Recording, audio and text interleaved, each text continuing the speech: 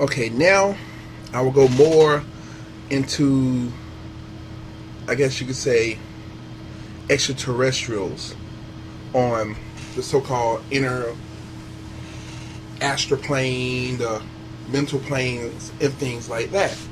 That is another world. That is definitely another world with different rules and things to go by, versus this one. So there are a lot of legends that speak specifically of extraterrestrials as these unseen entities, or these entities that can make themselves appear in certain forms.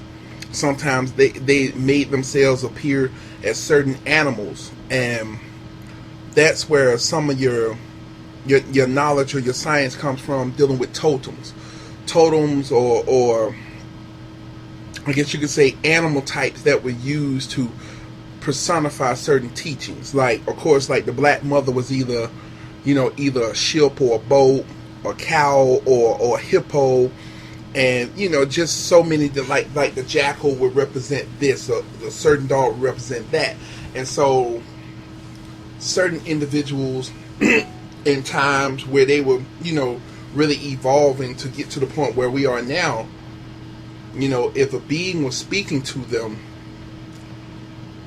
an extraterrestrial, so to speak, or alien was speaking through them, it may have appeared that they were speaking through the dog, or speaking through what particular animal and stuff like that. Like, there's some legends that the people that Native American tribes speak of the spider people helping them. However, yet there's no remnants or no skulls, no big ass spider people.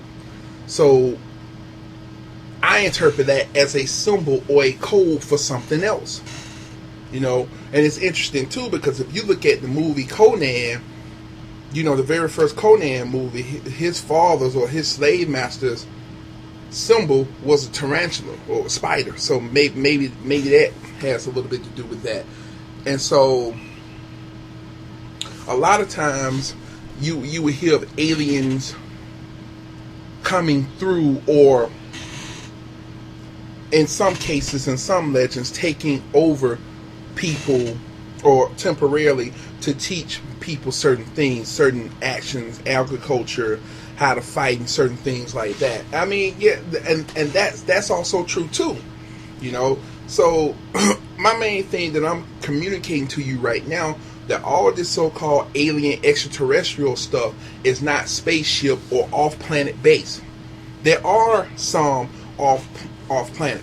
However, when we're talking about the original seeders of what we call humanity or humankind, they most often have come through the inner planes, and they may use a body of a particular person. Like, there are certain rituals where, like, a specific person that will be an avatar is chosen, and this person will, throughout their younger life, whether male or female, was taught to eat certain foods and do certain things. So when these particular spirits or aliens speak through them, the message can come through clearly, so they can get the knowledge of what it is from these aliens or their guides to help them go along in evolution.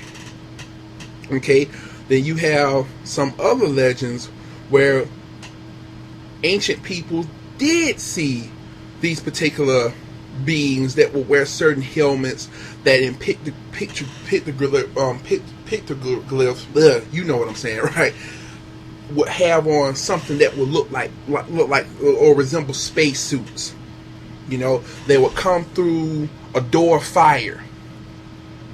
And it's interesting because something to that account was mentioned in the Bible when dealing with Babylon, and they had to go through the furnace with the armor of God, or something to that effect. Now, when you're going from universe to universe, and this is scientifically speaking also, that those vibrations, like say if you're going through a door or a portal, those vibrations are so high and give off so much radiation that if you were not protected with some type of suit or some type of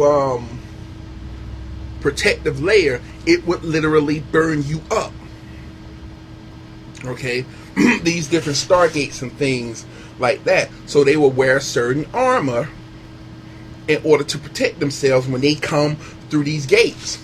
Okay, so not only do you have extraterrestrials on the mental and spiritual planes, you've had extraterrestrials that come through doorways that transverse across the universe. Stargate has shown you that in various many examples. You've seen it in Star Wars. You've seen it in Star Trek, where they can lay in coordinates and zoom and be across the galaxy in no time. You see what I'm saying? And this particular form of space travel was used by advanced beings too, because of the fact surviving in space for a long time without being near your sun or your original solar energy can be tragic. It can mutate you in a way that you don't wish to. So this is why things like so-called hypersonic or hyperdrive and all of this stuff, this is where this comes from. Whereas some beings were so advanced, they were like, bump a ship, we just step through this gate and we'll be on Earth just like that. Or we'll be on Terra, we'll be on Jupiter, or wherever it was, okay? As a matter of fact, it's interesting because they say a lot of the places where these stargates are located are in and around pyramids. And it's interesting because pyramids or power stations that can give off a great amount of electromagnetic energy. Okay, so that leads me to stuff where we're talking about Greys and the reptilians. Okay, and this also goes out to the David Icke or David Icke fans and stuff like that. Y'all people don't realize, especially melanated people, that when he's referring to reptilians, or referred to in Babylonian lore or Egyptian lore and all of that stuff, y'all don't realize he's talking about you. But see, the thing is, since a lot of us don't know the codes, we're thinking, oh, this is a evil being that ran this place and we shouldn't concentrate on Egypt. No, once again, it's another symbol.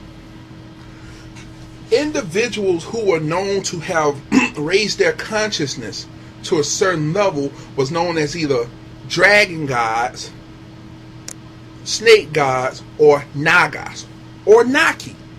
Okay, so when you hear stuff about the so-called Anunnaki, Anu means sun. Naki refers to what? Black people. Naki, Naga, Nagu, they all mean the same thing, and they are referring to melanated people. So there's some individuals that got you looking towards these so-called reptilian beings as being evil, and then when they finally, because at some point they're going to drop what it really means, and most obviously they're going to drop it on the white community first, or the Caucasian community, and then that's when they're going to come out and they're going to say, oh, well, you know, that was just code for these niggas, that was just code for these black people, or these black people, they're responsible for why you here, because, you know, they talk about all of this reptilian hybrids and all of that stuff, and the reptilians created them, right? Now, those of us who are melanites and we know the code, we know we're dealing with the sciences of Yakub and creating the artificial man or the first robots. And the first robots were not so-called mechanical. They were artificial humans. Humankind. Okay? So, in so many words, you have man, the spiritual body, male-female entity that creates human.